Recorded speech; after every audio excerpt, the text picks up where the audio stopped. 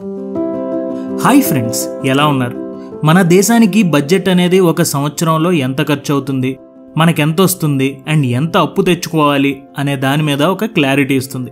దానివల్ల ఒక సంవత్సరంలో ఈ గవర్నమెంట్ ఏం చేయాలి అనే ఒక రూట్ మ్యాప్ని రెడీ చేసుకుంటుంది.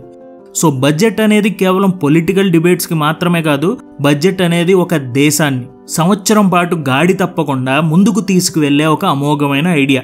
మరి ఇలాంటి ఐడియా మన లైఫ్లో మన కోసం ఏమైనా ఆలోచిస్తున్నావా?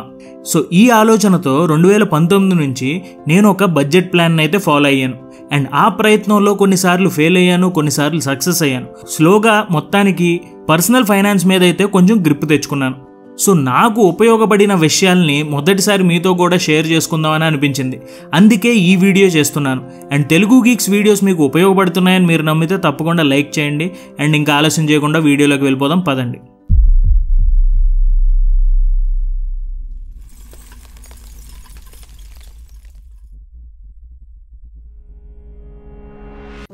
ముందుగా 50-30-20 రూల్. మనం గనక ఒక బడ్జెట్, ఒక ఐడియా లేకుండా ముందుకు వెళ్ళామంటే కళ్ళు మూసుకుని రోడ్డు దాటుతున్నామని అర్థం. కళ్ళు మూసుకుని రోడ్డు దాటితే ఏమవుతుంది? లక్కు బాగుంటే దాటుతాం, లేకపోతే అంతే సంగతి. అందుకే మన బడ్జెట్ని మనం ప్లాన్ చేసుకోవాలి. దీనికి ఒక సింపుల్ రూల్ ఉంది, అదే 50-30-20 రూల్. అండ్ ఈ రూల్ మన ఛానల్లో కూడా కొన్ని వీడియోస్లో మెన్షన్ చేశాను. అండ్ అదే నాకు పర్సనల్గా బాగా ఉపయోగపడింది. ఈ రూల్ ప్రకారం 50% ఆఫ్ మీ ఇన్కంలో రెంట్లు, గ్రాసరీస్కి, మీకు అవసరమైన అన్నిటికీ వాడండి. రోజు ఆఫీస్కి బైక్ కానీ కారులో కానీ వెళ్తుంటే దానికి పెట్రోల్, మీరు రోజు తాగే పాలు, తాగే నీరు, వైఫై, ఇంటర్నెట్ ఇలాంటివన్నీ కూడా ఇందులోకి వస్తాయి. ఇవి లేకపోతే మీరు ఒక రోజు గడపడం అనేది చాలా కష్టం అనమాట. వీటికి 50% ఆఫ్ మీ ఇన్కమ్ వాడండి. Next 30% for wants. అంటే చాలా అవసరం కాదు, ఇవి లేకపోయినా మనం హ్యాపీగా బ్రతకొచ్చు. కానీ ఇవి మన లైఫ్ స్టైల్కి, మానసిక ప్రశాంతతకి, మనలోని చిన్న చిన్న కోరికలు తీర్చుకోవడానికి ఉపయోగపడుతుంది. సినిమాలు, షాపింగ్లు, సరదాగా ఎప్పుడైనా రెస్టారెంట్లు ఇలాంటివన్నీ కూడా ఇందులోకి వస్తాయి. అండ్ 20% ఆఫ్ మీ ఇన్కంలో సేవింగ్స్ అండ్ ఇన్వెస్ట్మెంట్కి వాడాలి. ఈ 20%ని మనం ఇంకా టచ్ చేయకూడదు. నేనేం చేశానంటే వేరే సేవింగ్స్ అకౌంట్ ఒకటి ఓపెన్ చేసి అందులో ఈ 20% మంత్లీ వేసేసి వదిలేస్తూ ఉండేవాడిని. ఇంకా అసలు టచ్ చేసేవాడిని కాదు. సో అది కొంచెం లంసమ్ అమౌంట్ అయిన తర్వాత దాన్ని ఎందులో ఇన్వెస్ట్ చేయాలని ఆలోచిస్తాను. సో ఇప్పుడు మీకు గనక ఒక 10,000 శాలరీ వస్తుందనుకోండి, అందులో 50% అంటే 5,000 మీ అత్యంత అవసరాలకి వాడుకోవాలి. తర్వాత 30% అంటే 3,000 మీ లైఫ్ స్టైల్ కోసం మీరు ఖర్చు చేసుకోవాలి. అండ్ 20% అంటే 2,000 రూపాయలు సేవ్ చేసుకోవాలి. ఇదే 50-30-20 రూల్. ఈ రూల్ని మనకి తగ్గట్టుగా కూడా మనం కొంచెం ట్వీక్ చేసి మార్చుకోవచ్చు. 55-30-15 రూల్ కూడా మనం చేసుకోవచ్చు. కొంతమంది అవసరాలను తగ్గించుకుని 35% మాత్రమే అవసరాలకు వాడుకుంటారు, 30 సేవ్ చేసుకుంటారు, 35 లైఫ్ స్టైల్ ఖర్చు పెట్టుకుంటారు. నేను పర్సనల్గా 50-30-20 రూల్ని బలంగా ఫిక్స్ అయిపోయాను. అండ్ నేను సేవింగ్ స్టార్ట్ చేసిన తర్వాత నేను చేసిన మొదటి పని ఏంటంటే టర్మ్ ఇన్సూరెన్స్ తీసుకోవడం. ఎందుకంటే 2020 టైంలో నా ఫ్రెండ్ ఒకడు అనుకోకుండా కోవిడ్ టైంలో మరణించాడు. అండ్ అతను ఎలాంటి టర్మ్ ఇన్సూరెన్స్ తీసుకోకపోవడంతో వాళ్ళ ఫ్యామిలీ చాలా కష్టాల్లో పడ్డారు. అండ్ అది చూసిన వెంటనే నాకు నేను వేసుకున్న ప్రశ్న, ఇంతకీ మనకి టర్మ్ ఇన్సూరెన్స్ ఉందా అని. సో వెంటనే టర్మ్ ఇన్సూరెన్స్ తీసుకున్నాను. Term insurance and health insurance ఈ రెండు కూడా ఒక సెన్స్ ఆఫ్ కాన్ఫిడెన్స్ని ఇస్తాయి. అండ్ మీరు కూడా term insurance or health insurance తీసుకుందామని ఆలోచిస్తుంటే నేను మీకు రికమెండ్ చేస్తాను పాలసీ బజార్. ఇందులో మీకు చాలా ఇన్సూరెన్స్ కంపెనీల టర్మ్ ఇన్సూరెన్స్ పాలసీలు ఉంటాయి. చూసి మీరే కంపేర్ చేసుకుని టర్మ్ ఇన్సూరెన్స్ తీసుకోవచ్చు. నెలకి 600 నుంచి 700 కడితే 2 కోట్లు వచ్చే టర్మ్ ఇన్సూరెన్స్ పాలసీ దొరుకుతుంది, అది కూడా 10% డిస్కౌంట్తో. ఈ పాలసీలో 59 క్రిటికల్ ఇల్నెసెస్ రైడర్ సహాయంతో కవర్ చేస్తుంది. అంతేకాదు ఏటీసీ ప్రకారం 1.5 lakh దాకా ట్యాక్స్ ఆదా చేయొచ్చు. అలాగే నెలకి 300 నుంచి 400 పే చేస్తే 1 crore కవర్ దొరికే హెల్త్ ఇన్సూరెన్స్ పాలసీలు కూడా ఉన్నాయి. అండ్ అది కూడా 25% డిస్కౌంట్తో. అండ్ ఇది కూడా మీకు అండర్ సెక్షన్ 80D 75,000 దాకా ట్యాక్స్ ఆదా చేయొచ్చు. దీనితో పాటు మీకు పాలసీ బజార్ అందిస్తుంది 30-minute క్లెయిమ్ అసిస్టెన్స్. 51+ ఇన్సూరర్స్ అందిస్తున్న పాలసీలతో మీకు నచ్చిన పాలసీ మీరు సెలెక్ట్ చేసుకోవచ్చు. సో తప్పకుండా చెక్ చేయండి, లింక్ డిస్క్రిప్షన్లో ఉంటుంది. ఇలా మనం 50-30-20 రూల్తో మీ బడ్జెట్ని మీరు ప్లాన్ చేసుకోవచ్చు. మీరు ఎలాగైనా సరే మీ బడ్జెట్ని మీరు ప్లాన్ చేసుకోవచ్చు. పుస్తకంలో రాసుకోండి, MS Excelలో రాసుకోండి, ఎలాగైనా చేయండి. ఫ్యాన్సీ యాప్స్ ఏం అవసరం లేదు. సో నెక్స్ట్ పాయింట్ ఏంటంటే good debt versus bad debt. అప్పు చేయడం అనేది మన కల్చర్లో కొంచెం బ్యాడ్గానే చూస్తాం. ఎందుకంటే చాలామంది అప్పులు చేసి కష్టాలు పాలైన వారు ఉన్నారు. ఏవేవో కథలు వింటూ ఉంటాం, ఈడు అప్పు చేశాడు ఇలా పాడైపోయాడని. కానీ మీరు ఒకసారి అబ్జర్వ్ చేయండి, అంబానీ లాంటి వారిని చూసినా వాళ్ళు కూడా అప్పులు చేస్తారు. మన ఇండియా కూడా ప్రతి బడ్జెట్లోనూ ఎంత అప్పు తీసుకోవాలో కూడా చెప్తుంది. ఎందుకంటే ఇండియా ఎప్పుడు కూడా డెఫిసిట్ బడ్జెట్లోనే ఉంటుంది. అంటే మనకు వచ్చే ఆదాయం కంటే కూడా ఖర్చులు ఎక్కువ. సో ఆ ఖర్చుకి డబ్బు కావాలి అంటే అప్పులు తప్పవు. కానీ ఇక్కడ మీరు చూడాల్సింది అప్పు చేసి తెచ్చిన డబ్బుని ఎందులో పెడుతున్నారు అనేది. ఉదాహరణకి మీరు అప్పు చేసి ఒక సైట్ కొన్నారు, అది 2 years తర్వాత పెరిగిందనుకోండి, మీరు చేసింది గుడ్ డెట్. కానీ మీరు గనక అప్పు చేసి ఏ కాస్ట్లీ కారో కొన్నారనుకోండి, ఎలాగో కొన్న వెంటనే అది మెర్సిడీస్ బెంజ్ అయినా కూడా సగానికి రేటు పడిపోతుంది. ఇది బ్యాడ్ డెట్. సో మన Telugu Geeks, filmy Geeks and info Geeks run చేయడానికి, ఈ టీంకి అందరికీ సరిగ్గా పేమెంట్స్ వెళ్ళడానికి, అలాగే కావాల్సిన ఎడిటింగ్ ఎక్విప్మెంట్, సాఫ్ట్వేర్ కోసం అప్పు చేశాను. అండ్ దాన్ని తెలుగు గీక్స్ మీడియాలోనే ఇన్వెస్ట్ చేశాను. అండ్ దానివల్ల ఈ ఛానల్స్ నుంచి వచ్చే రిటర్న్స్తో ఆ లోన్ తీర్చాను. ఇది ఒక మంచి అప్పు అనుకుందాం. అయితే మధ్యలో ఒక కారు కొందామని, ఆల్రెడీ అప్పటికి కారు ఉన్నా కూడా కొందామని వెళ్ళాను. ఎందుకంటే ఆ కారులో కొత్త ఫీచర్స్ ఉన్నాయి, పైన పానోరామిక్ సన్ రూఫ్ ఉంది, ఇలా ఏవేవో కారణాలు నాకు నేను చెప్పుకున్నాను. కానీ అడ్వాన్స్ కట్టే ముందు ఒకరోజు మళ్ళీ ఆలోచిద్దామని కూర్చుని, ఇది నాకు తెలిసి బ్యాడ్ డెట్ ఎందుకు చేస్తున్నాను అనే క్వశ్చన్ వేసుకున్నాక అనిపించింది, ఈ కొత్త ఫీచర్స్ అన్నీ కూడా కొన్నాక 2 monthsలో నార్మల్ అయిపోతాయి. ఇంకొక కొత్త కార్ కొత్త ఫీచర్స్తో మళ్ళీ రిలీజ్ అవుతుంది. ఇలా నేను అర్థం చేసుకున్నాను అది మంచి అప్పు కాదని. అండ్ ఆల్రెడీ మనకు ఆ టైంకి ఒక లోన్ కూడా ఉంది. అండ్ అది తీర్చాక ఇంకేమైనా చెయ్యాలి అనే ఆలోచనతో కార్ ప్లాన్ క్యాన్సిల్ చేసుకున్నాను.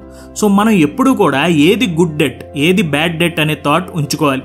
అప్పు చేసి మన కోసం, మన కంపెనీ కోసం, మనం ఫైనాన్షియల్గా అభివృద్ధి అయ్యే పనుల కోసం అప్పు చేస్తే మంచిది. అంతేగాని లగ్జరీ లైఫ్ స్టైల్ కోసం చెయ్యాలి అని అనుకుంటే మాత్రం అది బ్యాడ్ డెట్ అవుతుంది. అలాగే ఒక గుడ్ డెట్ ఉన్నప్పుడు ఇంకొక బ్యాడ్ డెట్ జోలికి వెళ్ళకూడదు.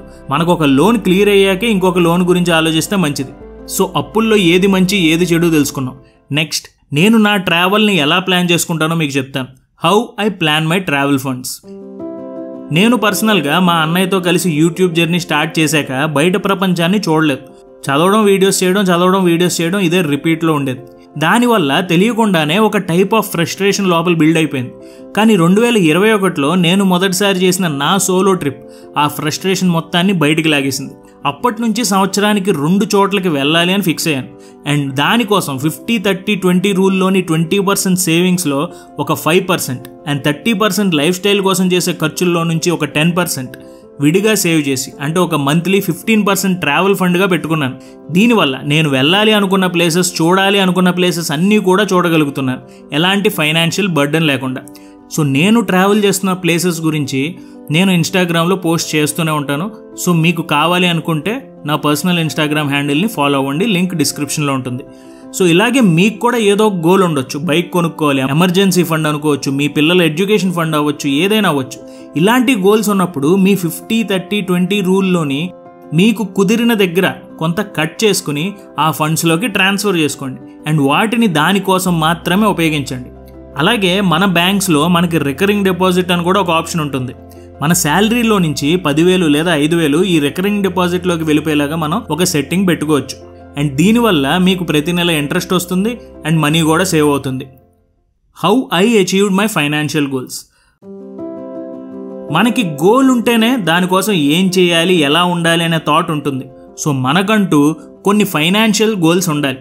ఆ గోల్ సెట్ చేసుకోవాలంటే నేను చూసేది నా ఇన్కమ్, నా సేవింగ్స్, నా ఇన్వెస్ట్మెంట్స్, నాకున్న అప్పులు, వీటన్నిటిని కూడా ఒకసారి చెక్ చేసుకుంటాను. తర్వాత క్రియేట్ అ ఫైనాన్షియల్ గోల్. ఉదాహరణకి నేను 2022లో మలేషియాకి వెళ్దామని అనుకున్నాను. దానికి అయ్యే ఖర్చు అన్నీ కలిపి 3 లక్షలు వేసుకున్నాను. అండ్ దానికి ఆ ఫండ్ అవ్వడానికి 10 months పెట్టుకున్నాను. అంటే మంత్లీ 30,000 ఈ గోల్ కోసం పక్కకి పెట్టుకోవడం స్టార్ట్ చేశాను. సో ఇక్కడ మెయిన్ పాయింట్ ఏంటంటే నాకు వచ్చే ఇన్కమ్, నా ఖర్చులు, నా సేవింగ్స్, నాకున్న అప్పులు, వీటికి అయ్యే ఖర్చుని టచ్ చేయకుండా మనం అనుకున్న గోల్ కోసం సేవ్ చేయడం మొదలుపెట్టాను. అలా మీకు ఏ గోల్ అయినా ఉండవచ్చు. ఆ గోల్స్ షార్ట్ టర్మ్ గోల్ అవ్వచ్చు, లాంగ్ టర్మ్ గోల్ అవ్వచ్చు. ఈ సంవత్సరంలో ట్రావెల్ చేయాలనేది ఒక షార్ట్ టర్మ్ గోల్ అయితే, ఒక 3 BHK కొనాలి, లేకపోతే ఒక ల్యాండ్ కొనాలి అనేది లాంగ్ టర్మ్ గోల్ అవ్వచ్చు. సో ఆ గోల్ ఏదైనా సరే దానికి మనం మంత్లీ ఎంత సేవ్ చేస్తున్నాం అనే క్లారిటీ మనకు ఉండాలి. లేదు మనకు వచ్చే ఇన్కమ్ సరిపోవడం లేదు అంటే think about extra income sources. మనం చేస్తున్న ఉద్యోగమే కాకుండా మనం ఇంకేమైనా ఇన్కమ్ సోర్సెస్ని సృష్టించగలమా ఆలోచించండి. మీ సేవింగ్స్ ఇంకా ఎలా పెంచాలో ఆలోచించండి. మీ బడ్జెట్లో అనవసరమైన ఖర్చులు ఏమైనా జరుగుతుంటే దాన్ని కంట్రోల్ చేయండి. మీరు ఇన్వెస్ట్ చేసిన డబ్బు నుంచి మంచి రిటర్న్ వచ్చేలా ప్లాన్ చేసుకోండి. ఇలా మీ ఫైనాన్షియల్ గోల్స్ని ఎలా అచీవ్ చేయాలనే ప్లాన్ మీరు ఎప్పుడూ చేస్తూనే ఉండాలి. అండ్ ఎంత చేసినా లైఫ్లో ఛాలెంజెస్ వస్తాయి. ఆ సమయంలో మనం చేయాల్సింది కొంచెం పిసినారితనం చూపించాలి. నేను పర్సనల్గా ఎప్పుడైనా సరే క్రెడిట్ కార్డ్ బిల్ కొంచెం ఎక్కువ వచ్చింది అని అనిపిస్తే, ఉదాహరణకి 30,000 బిల్ ఒక మంత్ కట్టాను అనుకోండి, నెక్స్ట్ మంత్ చాలా కాన్షియస్గా ఖర్చులు తగ్గించేస్తాను. వీకెండ్ వస్తే బయటికి వెళ్లకుండా ఇంట్లోనే ఉండటం, ఈ మంత్ అనవసరమైన ఖర్చులు చేయకుండా ఒక లో బై మంత్ అని ట్యాగ్ పెట్టుకుని స్ట్రిక్ట్గా ఉండటం, ఇంకా తగ్గించాలంటే నో బై మంత్ కూడా పెట్టుకోవడం, 1 మంత్ స్విగ్గీ అండ్ జొమాటో లాంటివి ఏమీ వాడకుండా ఉండటం, ఇలాంటివి చేయొచ్చు. దీనివల్ల ప్రతి నెల పెరిగే ఖర్చులు కొంచెం కంట్రోల్లోకి వస్తాయి. ఇలా మనం మన ఫైనాన్షియల్ గోల్స్ని అచీవ్ చేయొచ్చు. అండ్ చివరిగా how I track my finances regularly. Finances అనేది ఒక ట్రాక్లో ఉండాలి అంటే ప్రతి నెల రివ్యూ చేసుకుంటూనే ఉండాలి. ప్రతి నెల ఒక డేట్ పెట్టుకుని ఆ డేట్లో మన ఫైనాన్సెస్ ఎలా ఉన్నాయనే పాయింట్ మీద ఒక 30 మినిట్స్ అయినా మనం ఫోకస్ పెట్టాలి. నా బడ్జెట్లో నేను ఉంటున్నానా, ఎక్కడైనా నా ఇన్కమ్కి మించి ఖర్చులు నేను చేస్తున్నానా, నేను ఎన్ని సబ్స్క్రిప్షన్స్ చేశాను, అందులో మనకు ఉపయోగపడేవి ఏంటి, క్యాన్సిల్ చేయాల్సినవి ఏంటి, ఏ కేటగిరీ మీద నేను ఎక్కువగా ఖర్చు పెట్టాను, ఎందుకు అంత ఖర్చు పెట్టాను, తగ్గించవచ్చా లేదా, నా ఇన్కమ్ని ఇంకా ఎలా పెంచాలి, నాకున్న ఫైనాన్షియల్ గోల్స్ని ఎలా అచీవ్ చేయాలి, ఈ ప్రశ్నలు నోట్ చేసుకుని మీ ఫైనాన్సెస్ని రివ్యూ చేసుకోవాలి. అండ్ ఈ ప్రశ్నలు నన్ను నేను అడిగే నా ఫైనాన్సెస్ నేను చూసుకుంటాను. ఇది నా బడ్జెట్ ప్లాన్. అండ్ ఒకసారి ఈ వీడియోలోని ముఖ్యమైన పాయింట్స్ని ఒకసారి రివైజ్ చేసి ముగించేద్దాం. 50-30-20 రూల్. మీకు వచ్చే ఇన్కమ్ని 50% నీడ్స్కి, అవసరాలకి, 30% వాంట్స్కి అంటే కోరికలకి, అండ్ 20% సేవింగ్స్కి అంటే ఇన్వెస్ట్మెంట్కి వాడుకోండి. Good debt versus bad debt. మంచి అప్పేది, చెడ్డ అప్పేది అనేది ఒకసారి చూడండి. అప్పు చేస్తే మనకి లాభం ఉండాలి, అంతేగాని నష్టం ఉండే అప్పు జోలికి వెళ్ళకండి. How I plan my travel funds. మనకి ఏం కోరికున్నా, ఏదైనా గోల్, అది షార్ట్ టర్మ్ అయినా లాంగ్ టర్మ్ అయినా, ఆ గోల్ కోసం కొంత అమౌంట్ని ఎప్పుడు కూడా పక్కకు పెట్టుకోవాలి. దీనివల్ల మన మీద ఫైనాన్షియల్ ప్రెషర్స్ పడవు. How I achieve my financial goals. మనకున్న ఫైనాన్షియల్ గోల్స్ అచీవ్ చేయాలి అంటే ముందు మనకు వచ్చే ఇన్కమ్, మీ savings, investments, budgeting, debt repayment అన్నిటినీ చెక్ చేయాలి. మన ఇన్కమ్ని పెంచడానికి ఇంకా ఏమైనా ఇన్కమ్ సోర్సెస్ ఉన్నాయా, మన సేవింగ్స్ని పెంచే మార్గాలు ఇంకా ఏమైనా ఉన్నాయా, మన బడ్జెట్ని ఇంకా టైట్ చేయొచ్చా, ఇలా అన్నిటినీ చెక్ చేసుకోండి. How I track my finances. Fancy apps ఏమీ లేవు. జస్ట్ నా బ్యాంక్ అకౌంట్ ఓపెన్ చేసి నన్ను నేను కొన్ని ప్రశ్నలు హానెస్ట్గా అడుగుతాను.